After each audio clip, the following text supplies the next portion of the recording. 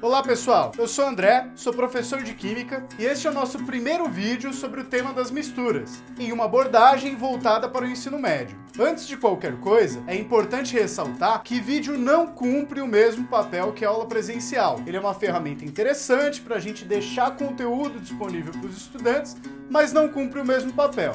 E neste vídeo especificamente, nós vamos estabelecer uma diferenciação entre os comportamentos físico-químicos de substâncias puras e de misturas. A partir disso, vamos estabelecer uma definição de substância química que não depende do nosso conhecimento sobre a existência de átomos ou moléculas. Vamos definir também o que é uma fase em um sistema físico-químico. E a partir disso, diferenciar misturas entre homogêneas e heterogêneas. Bora pro conteúdo?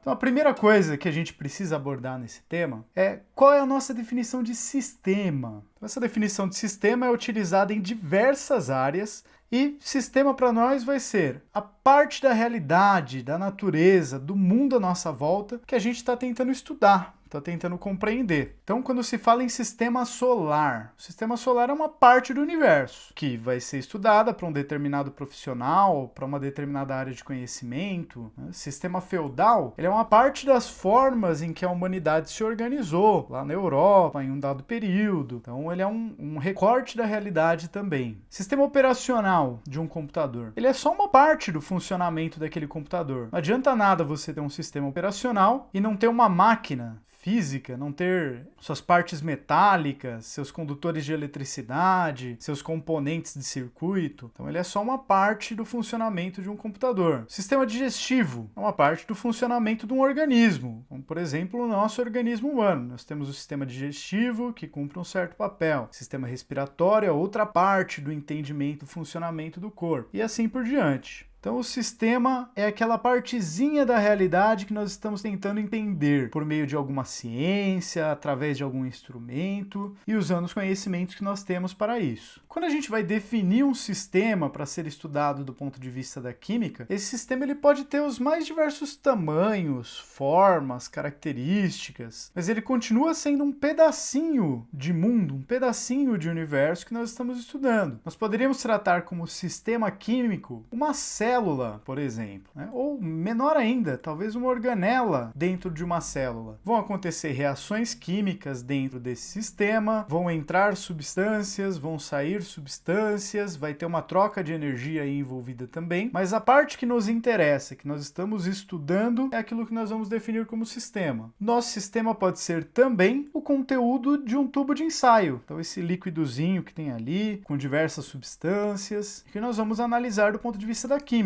Pode ser também o conteúdo de um recipiente industrial, usado talvez para fermentação de açúcares, para obter etanol. Se eu quiser analisar uma porção de água, talvez contaminada por algum poluente, ou num encontro de água de rio com água de mar, eu posso escolher o sistema de acordo com aquilo que eu quero analisar. Então, se eu escolho como sistema uma região na parte mais esverdeada aqui, eu vou ter certas características, certa composição para esse sistema. Se eu escolho como sistema uma região aqui na parte mais marrom, vou ter outras substâncias, outras características. Posso escolher até a fronteira entre essas duas regiões. A escolha do sistema é uma escolha de quem está estudando, de quem está observando, mas não é uma escolha qualquer. Essa escolha é voltada para obter determinada informação. Então, a escolha do sistema depende de qual informação você quer obter. Um outro sistema possível é essa bola de metal e óxidos coberta com água na superfície, que nós chamamos de planeta Terra. Nós podemos escolher o planeta Terra como um sistema físico-químico, qual nós vamos estudar sua composição, as mudanças na sua composição, na sua temperatura e diversos outros fatores. Podemos escolher a atmosfera e acompanhar a mudança das concentrações de gases na atmosfera, o calor que é liberado, o calor que é absorvido e assim por diante. Outro planeta qualquer que a gente nunca pisou na superfície, mas que nós conseguimos obter informações através da luz refletida por esse planeta. Dá para estudar como sistema físico e químico até mesmo uma estrela distante, que nós não chegamos e possivelmente nunca vamos chegar a pisar nela. Também podemos obter informações químicas e físicas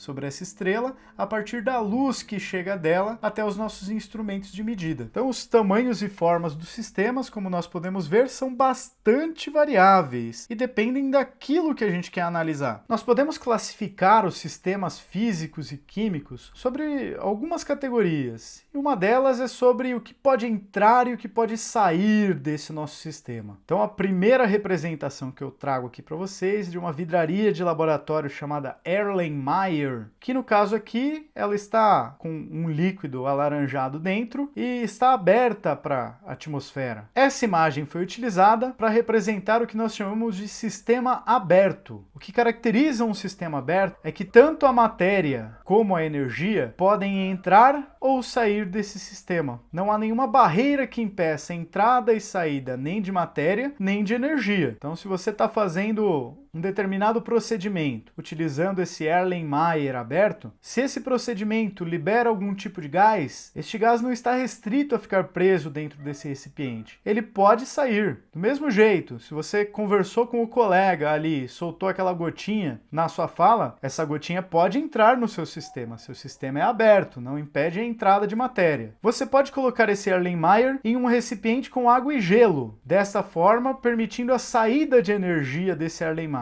Ou você pode colocar esse recipiente num pote com água fervente, permitindo a entrada de energia na forma de calor desse recipiente. Há também uma outra forma de entrada e saída de energia que nós estamos observando nessa figura. Será que você consegue dizer qual que é?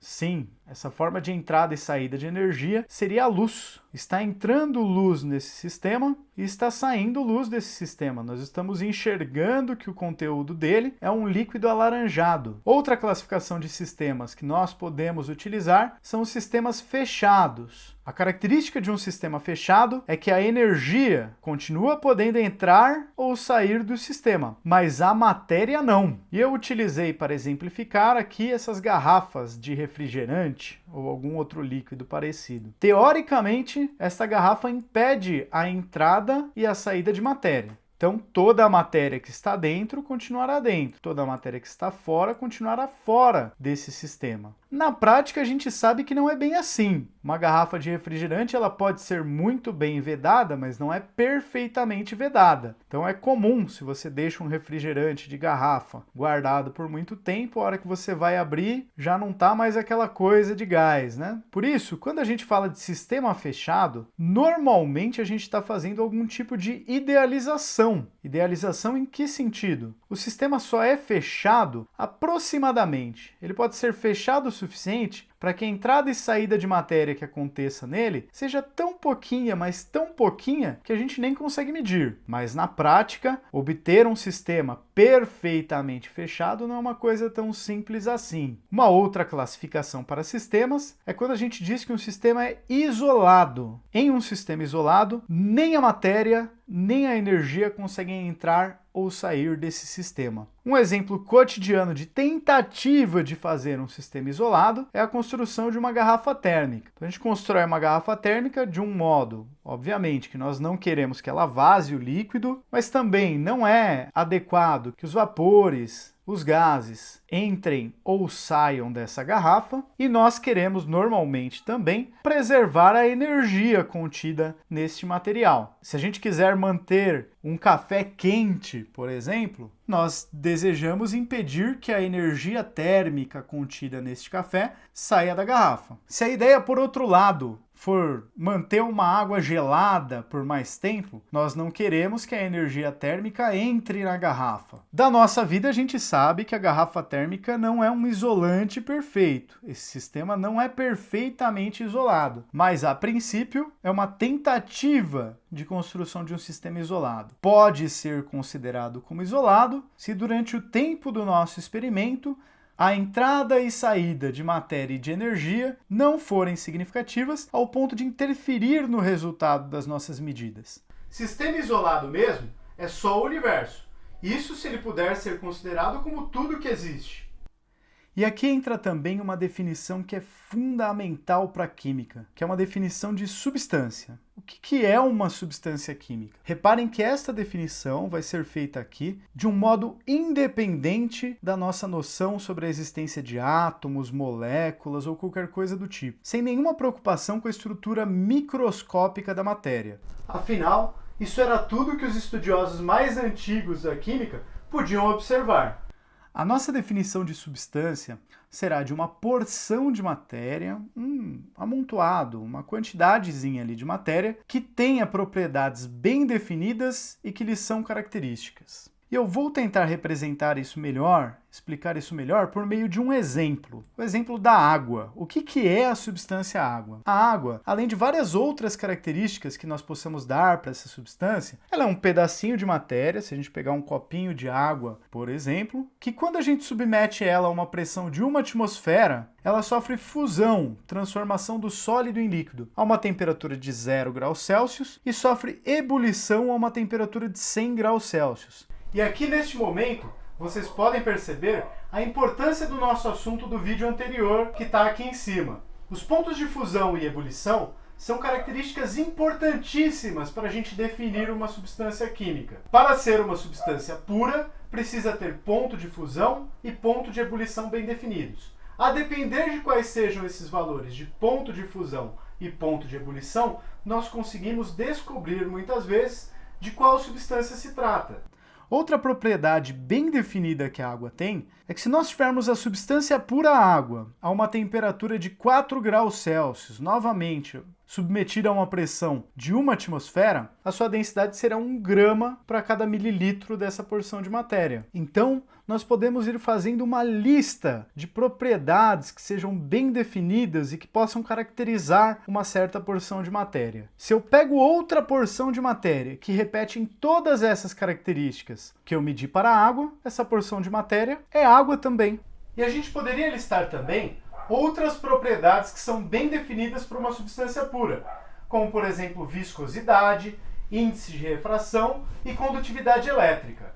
E aí vocês poderiam me perguntar, tá, mas uma mistura não tem uma temperatura de fusão também, uma temperatura de ebulição, não vai ter uma densidade também, uma viscosidade, diversas outras propriedades? E aí a resposta é sim. Misturas, assim como as substâncias puras, têm propriedades. Tem ponto de fusão, tem ponto de ebulição e tudo mais. Agora, será que essas propriedades são bem definidas ao ponto de caracterizar aquela porção de matéria? Relembrando aqui os gráficos das curvas de aquecimento para uma substância pura e para uma mistura, e prestando atenção nos pontos de fusão e pontos de ebulição desses dois diferentes sistemas, nós percebemos que, para as substâncias puras, há uma temperatura de fusão e uma temperatura de ebulição constantes ao longo de todo o processo.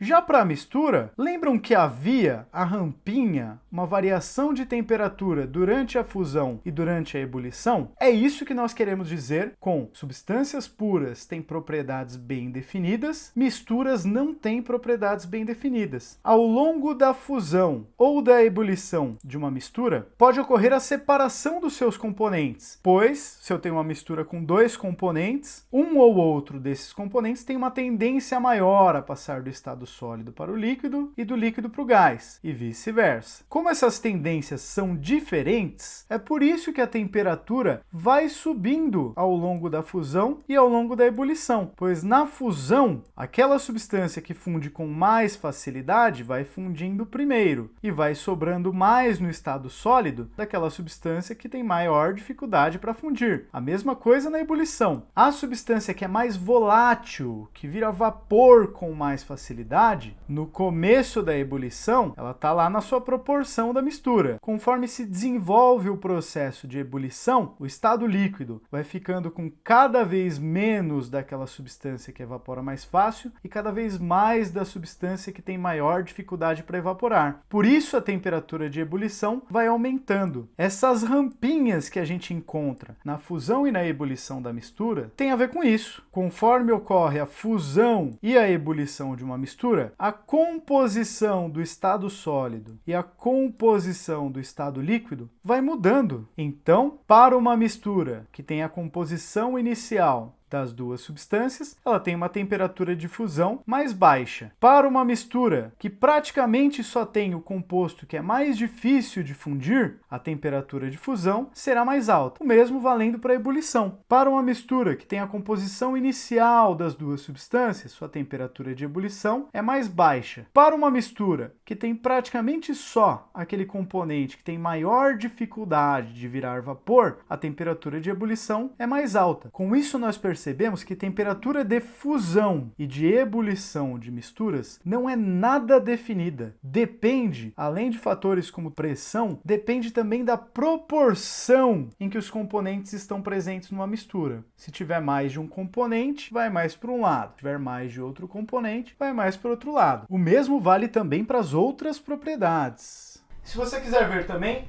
eu tenho um vídeo onde eu faço um experimento onde a densidade de uma mistura de água e sal varia a depender de qual é a composição, qual que é a proporção das substâncias nessa mistura.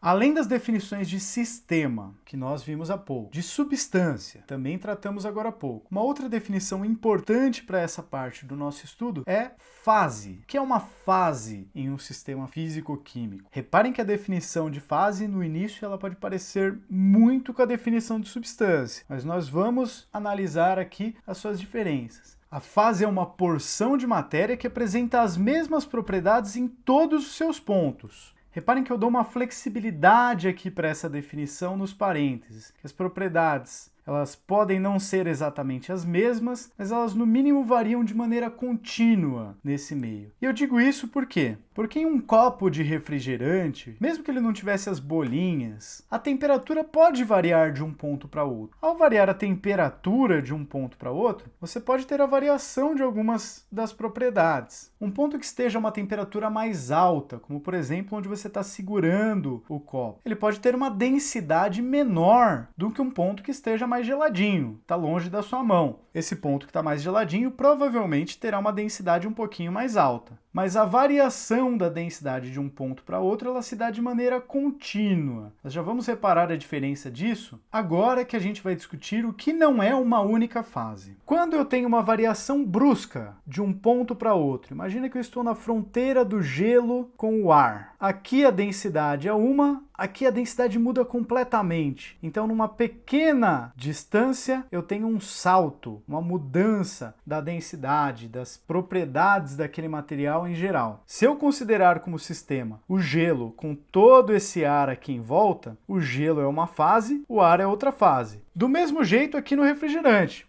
Se eu considerar aqui o sistema, um refrigerante que esteja gostoso ainda, com gás, né? O líquido é uma fase e a bolinha de gás está presente em outra fase. Porque ao passar de dentro da bolinha de gás para a parte onde está o líquido, eu andei um nadinha. Fiz um pequeno deslocamento no sistema. E a densidade, ponto de fusão, ponto de ebulição, tudo isso variou completamente. Então, uma fase é uma porção de matéria com as mesmas propriedades, ou propriedades que variam de maneira suave. E se eu tiver as propriedades variando de maneira brusca, aí eu já passei de uma fase para outra fase. Reparem que aqui vai ficar importante a nossa definição de sistema. Se eu defino como sistema, aqui no sistema 1, apenas os cubos de gelo, reparem que sou eu que defino quem é o sistema. Se eu defino que o sistema são apenas os cubos de gelo, eu tenho uma única fase, composta por essa água no estado sólido. Se eu considero que além dos cubos de gelo, a aguinha líquida que está aqui na superfície também é parte do meu sistema, então eu tenho uma fase que é a água sólida, outra fase que é a água líquida. Do gelo para a gotinha tem uma mudança brusca nas propriedades, na densidade, na maleabilidade, no modo como cada um desvia a luz, dentre diversas outras propriedades. Se eu considero ainda o ar aqui em volta, então eu tenho três fases. Tem uma fase no gelo, uma fase na aguinha líquida que está na superfície e outra fase aqui no ar. Então a definição do sistema,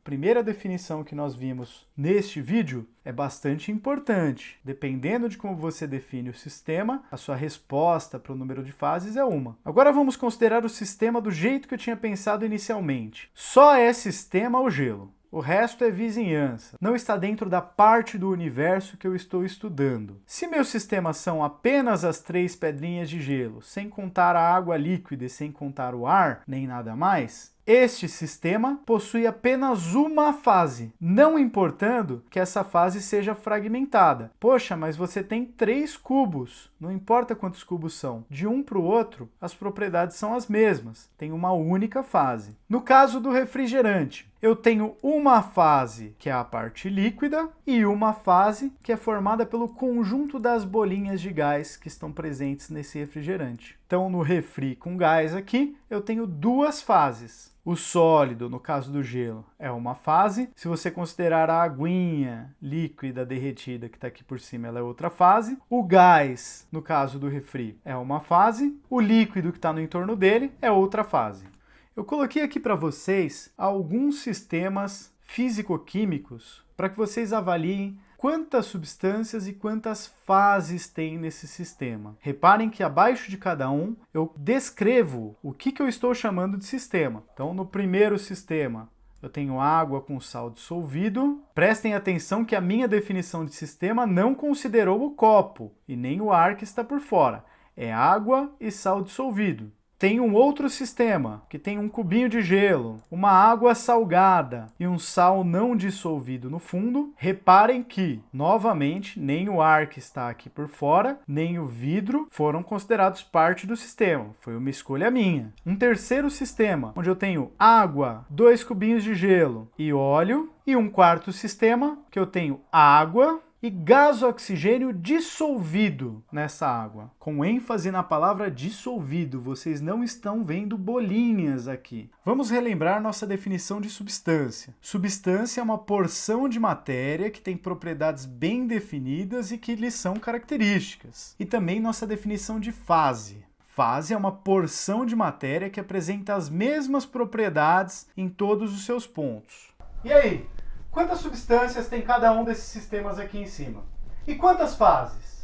O primeiro sistema, que era a água com o sal dissolvido, possui 2 substâncias. Uma dessas substâncias é a água e outra é o sal. Se eu isolar a água, ela terá uma temperatura de fusão a 0 graus Celsius, de ebulição a 100, uma densidade de 1 grama por mililitro na pressão de uma atmosfera e a 4 graus Celsius. Já o sal, isolado, sozinho, ele terá também propriedades bem definidas e que o caracterizam. Vai ter um ponto de fusão, um ponto de ebulição e uma densidade para cada temperatura que eu definir. Então são 2 substâncias químicas.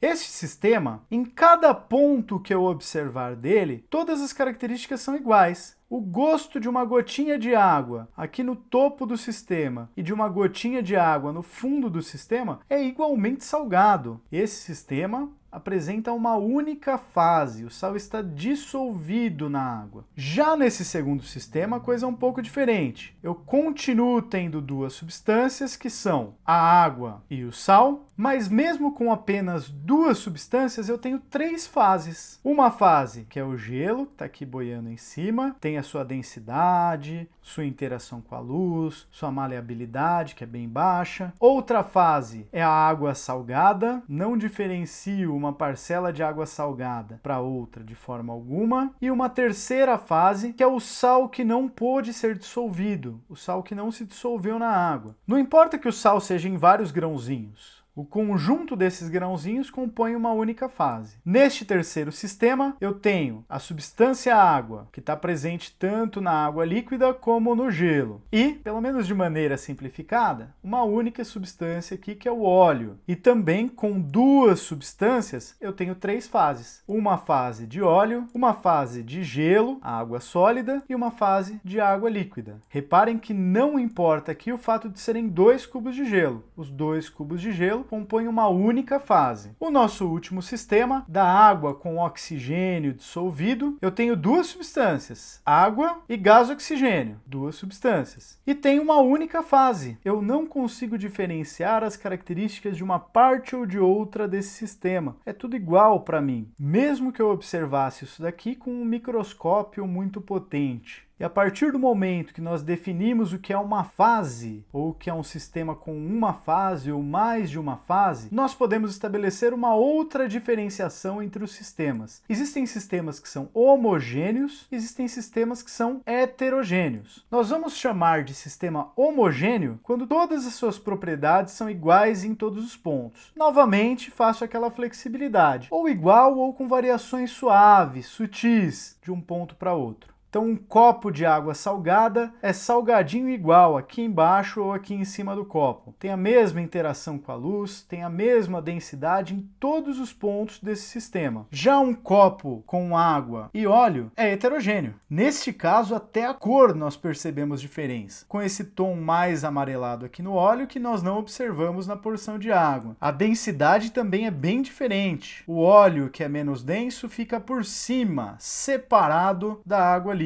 Todas as outras propriedades iam sofrer variações. Há uma viscosidade aqui em cima e outra viscosidade diferente aqui embaixo. E assim por diante. Uma coisa importante de ressaltar é que, na natureza, na realidade, nada é de fato totalmente homogêneo. Mesmo vocês que estão me ouvindo agora, estão em algum lugar nesse momento que é permeado por ar, cheio de ar. E vocês só estão ouvindo a minha voz pelo fato de que este ar, que nós ainda assim consideramos uma única fase, não é completamente homogêneo. O som da minha voz se propaga até o ouvido de vocês por meio de ondas de pressão. O ar fica mais denso, menos denso, mais denso, menos denso, mais denso, menos denso. Da fonte de som, seja a caixa de som, seja um fone, ou mesmo quando as pessoas estão falando pessoalmente, até os ouvidos de vocês. Mas nem por isso a gente deixa de chamar de uma única fase esse espaço com ar que está entre a fonte de som e o ouvido de vocês. Na prática, fazendo uma série de idealizações, se você pegar um prato com água destilada no mais alto grau de pureza que você conseguir obter, colocá-la para esquentar e depois deixar sobre uma mesa, após algum pouco tempo, a água que estará na borda do prato estará mais fria do que aquela que está no centro. A rigor,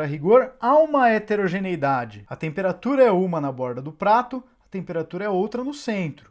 Consequentemente, a densidade, a refração da luz e uma série de outras propriedades também vão variar. Mas se essas variações forem suaves, não forem um grande salto, uma mudança brusca nessas propriedades, nós podemos considerar o sistema como homogêneo. Aquilo que nós vamos chamar de heterogeneidade, do ponto de vista do nosso estudo da química, é quando nós tivermos de fato uma fase e outra fase separadas entre si. Então a nossa noção de homogêneo e heterogêneo que nós vamos utilizar é totalmente unida com a nossa definição de fases. Se um sistema possui uma única fase, ele é chamado de homogêneo. Se um sistema possui duas, três ou quantas mais forem as fases, ele é chamado de heterogêneo. Vamos lá, voltando para aqueles mesmos 4 sistemas que nós analisamos anteriormente. Qual sistema é homogêneo e qual sistema é heterogêneo?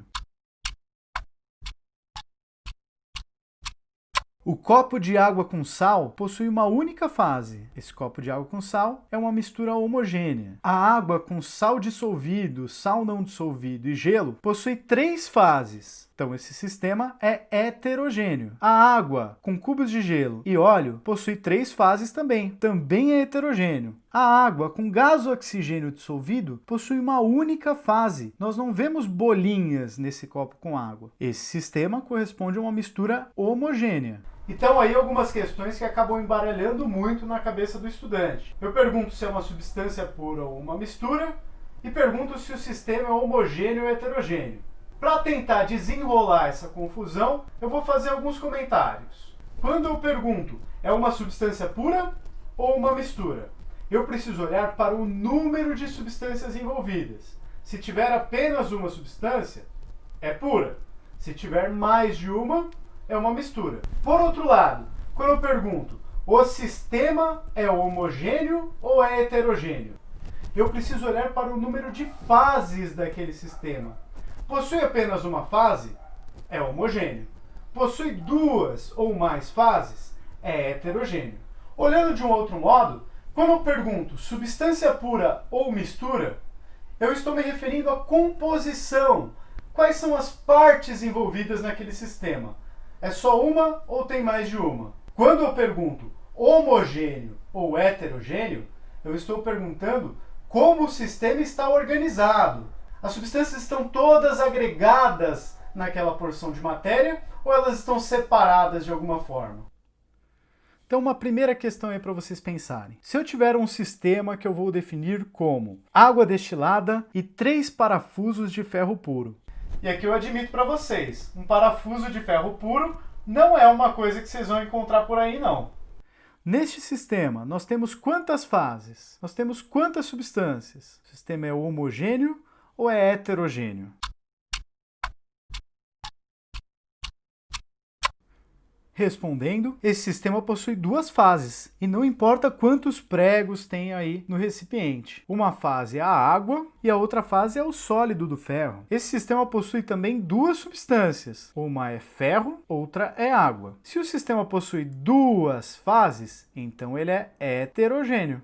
E aí essa vai especialmente para dar nó na cabeça do pessoal que estuda na área de mecatrônica. No exercício anterior nós falamos de um parafuso de ferro puro, que não é bem o que acontece na realidade. Um parafuso comum ele é de aço, que é composto por ferro e por carbono. Neste caso, quantas fases nós temos? Quantas substâncias? O sistema é homogêneo ou o sistema é heterogêneo? Bom, essa aqui é uma pergunta que dá para responder apenas de maneira superficial, por enquanto. Este sistema ele possui pelo menos 2 fases. Talvez 3. A gente não percebe isso quando a gente olha para um parafuso ou para uma peça de aço qualquer, porque essa separação de fases ela é invisível a olho nu, mas ela pode ser percebida por meio de alguns equipamentos de ampliação. Uma dessas fases é chamada de ferrita e ela é composta de carbono dissolvido no ferro. Ela é uma fase que tem características de ser maleável, é bastante resistente mecanicamente e se comporta propriamente como um metal. Um material de aço qualquer também possui uma outra fase chamada cementita. A cementita é uma outra substância que é composta de ferro e carbono. Reparem que por outra substância, eu estou falando de uma porção de matéria com propriedades bem definidas e que a caracterizam. Dentre as propriedades da cementita, que compõe essa outra fase, é que ela é dura e é quebradiça. Ela se parece mais com uma cerâmica do que com um metal. A depender da porção de metal que você estiver estudando, pode haver ainda uma terceira fase chamada de grafita, que, como o próprio nome já indica, ela é composta por carbono grafite. Em alguns livros, alguns materiais específicos de mecatrônica ou de tecnologia dos materiais, vocês vão ver a menção também a uma outra coisa chamada perlita. A perlita ela não é uma fase. Ela, na verdade, é um emaranhado de uma fase de ferrita com uma fase de cementita. Mas nós vamos ver isso em detalhe logo agora. Se a gente tiver um equipamento que amplia a nossa visão sobre um pedacinho de aço, o que nós enxergaríamos seria algo parecido com isso. Vários grãozinhos diferentes que são a fase ferrita. Não importa em quantos grãos esteja dividido, a ferrita compõe uma única fase aqui. Os grãos escuros são emaranhados da própria ferrita com uma outra fase composta por cementita. Então, se nós ampliarmos um grão escuro desse, a gente percebe que ele não é um único grão. Ele tem um fundo branco, que é a mesma ferrita dos grãos brancos, e espalhado por ele alguns pedacinhos de cementita, que é aquela fase com características quebradiças de cerâmica. A esse conjunto ferrita mais cementita é muitas vezes dado o nome de perlita. Do ponto de vista de quantas substâncias tem,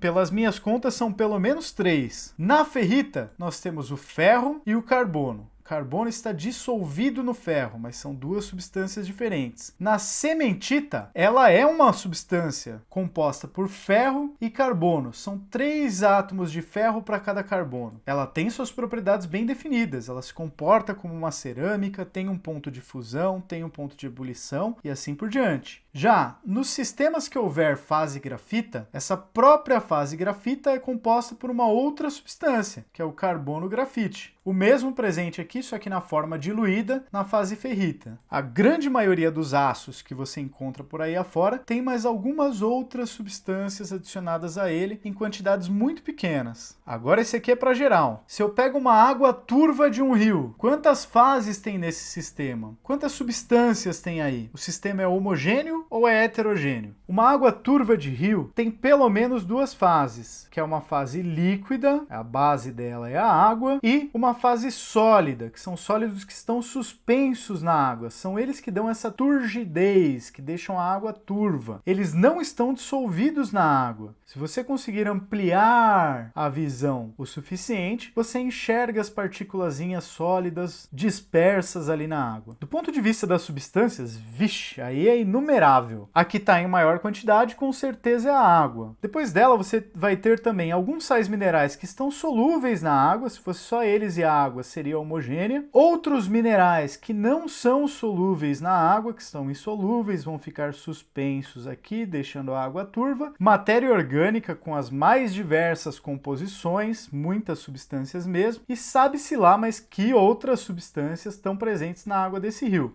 Bom, como tem pelo menos duas fases, que é o que a gente consegue perceber com os nossos olhos, já dá para a gente dizer, se tem mais de uma fase, o sistema é heterogêneo. E aqui fica uma dica que funciona para a grande maioria dos casos desses sistemas que tentam nos enganar com relação a serem homogêneos, heterogêneos. Os líquidos e os gases, eles vão ficar turvos quando eles possuírem pelo menos uma outra fase que esteja espalhada neles. Essa outra fase vai impedir que a luz siga em linha reta no sistema, provocando o espalhamento da luz, deixando-o meio turvo. Em alguns casos você pode até achar que ele está meio transparente. Se você tiver uma fase que é muito fininha em uma pequena quantidade, vai parecer transparente, mas se tiver meio turvo, você já suspeita que tem uma heterogeneidade ali. Então a gente já tinha falado da água de rio. Peguei essa água aqui que eu não sei se ela tá com um oxigênio em microbolha, sei lá o que é, mas ela tá meio turva. É heterogênea também. Nem me pergunte o que tem nesse Erlenmeyer, mas isso aqui é heterogêneo com certeza. E aqui tem uma maionese gostosa de você passar naquele lanche, naquele salgado. E por mais que você olhe para ela e fale, nossa, tá lisinha, tudo da mesma cor, tudo com o mesmo sabor, isso aqui é uma mistura heterogênea sim. Na maionese você tem água e gordura espalhadas entre si. Não é à toa que ela é turva, ela não é translúcida. Já nesses tubos de ensaio, eles até têm umas corzinhas aqui, mas essa corzinha não causa turgidez, não deixa turva a visão através deles. Aparentemente, pelo menos, eles são homogêneos.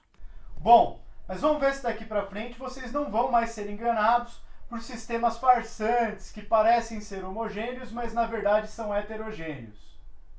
Então, o processo físico que deixa um meio heterogêneo turvo, independente da cor que ele tenha, é o seguinte. Se você tem um sistema homogêneo, a luz vai entrar de um lado do recipiente, vai sofrer algum desvio, alguma refração. Depois ela vai sair do recipiente e você enxerga essa luz do outro lado. Pode ter alguma quebra, né? Quem nunca colocou um canudo num copo de água e observou aquela aparente quebra do canudo? Mas você enxerga o que está do outro lado com algum desvio, alguma distorção, mas você enxerga. Já num sistema heterogêneo, eu representei como exemplo uma porção de água com algumas gotinhas de óleo espalhadas por ela. A luz entra de um lado, sofre uma refração, um desvio, como já sofreria no sistema homogêneo, e ela, se não houvessem essas gotinhas de óleo, ela seguiria reto, sofreria outro desvio na hora de sair do tubo. Você enxerga a imagem do outro lado do mesmo jeito que ela estava antes do tubo. Mas como tem as gotinhas de óleo, cada raio de luz vai sofrer desvio cada vez que entrar ou sair de uma gotinha de óleo. Então a luz que entra, se ela estiver toda paralelinha assim, na hora que sair, cada raio de luz vai estar apontando para um lado. E a imagem que você tinha atrás do recipiente sairá no mínimo bem distorcida do outro lado. Por isso que os meios heterogêneos, mesmo quando você não consegue enxergar os pedacinhos de fase em um sistema e em outro, seja de uma fase, seja da outra fase, você percebe que ele é heterogêneo quando ele é turvo, porque ele espalha a luz que passa por ele. Ele deixa de ser translúcido. Tá, vamos lá. E a fumaça do busão? Quantas fases tem? Mais ou menos quantas substâncias? Esse sistema é homogêneo ou é heterogêneo?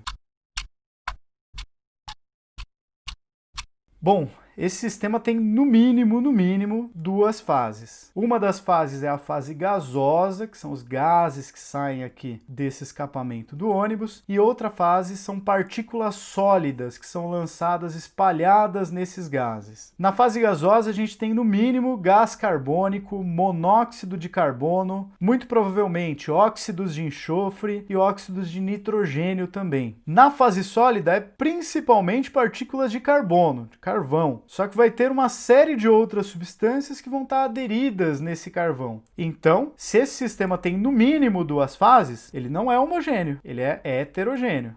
E um copo de leite? Você olha, tá tudo branquinho, com o mesmo gosto. Se fosse medir a densidade também seria a mesma. Para qualquer amostrinha, gotinhas que sejam que você pegar desse leite. Quantas fases tem? Quantas substâncias? É homogêneo ou heterogêneo? Bom, esse leite é heterogêneo. Ele tem pelo menos duas fases, uma que é da gordura e a outra fase que é aquosa. A gente percebe que ele é heterogêneo porque ele é turvo, ele não é translúcido. A luz entra de um lado e sai toda espalhada do outro lado. Ou nem mesmo consegue atravessar nesse caso. Quantas substâncias tem? Nossa, é um sem número de substâncias. Você vai ter açúcares lá, o principal deles é a lactose. Seguramente você vai ter alguns sais minerais que vão estar dissolvidos na água. Vai ter água, vai ter gorduras, vai ter proteínas e sabe-se lá quantas outras substâncias mais. Como o sistema tem pelo menos duas fases, ele é heterogêneo. E se preparem, porque o próximo sistema também é de dar um nó na cabeça. É a gelatina. Quantas fases tem numa gelatina? Quantas substâncias tem ali? Esse sistema é homogêneo ou é heterogêneo? Gente, a gelatina, apesar de ser translúcida, pelo menos aparentemente, né? Ela é um outro sistema que engana a gente de um jeito contrário. A gelatina é heterogênea. Ela possui, no mínimo, duas fases. Uma fase que é um emaranhado de proteínas e outra fase que é uma solução aquosa. Tem água líquida na gelatina. Quem fica enrolando com a gelatina no potinho e mexendo com a colher ou com o garfo para lá e para cá já percebeu isso. São muitas as substâncias que vão estar ali dissolvidas na água. Você vai ter açúcares, alguns sais, corantes, sabe-se lá mais o que tem. Além, é claro, nessas substâncias, algumas que não estão dissolvidas na água, que são as proteínas. A gelatina é heterogênea. Ela é uma solução aquosa, como se fosse um copo de suco, com os corantes, os açúcares, os sais minerais que tem ali, só que você embrulhou um copo de suco para presente, sem o copo, só o suco. Embrulhou em uma forma fixa usando as proteínas. As proteínas estão amarrando o líquido. A gelatina é heterogênea. Bom, pessoal, é isso aí. Espero que vocês tenham gostado. E no próximo vídeo vamos aprofundar um pouco mais sobre como a gente separa essas misturas que a gente discutiu por aqui. Fique de olho nos próximos vídeos do canal e até mais!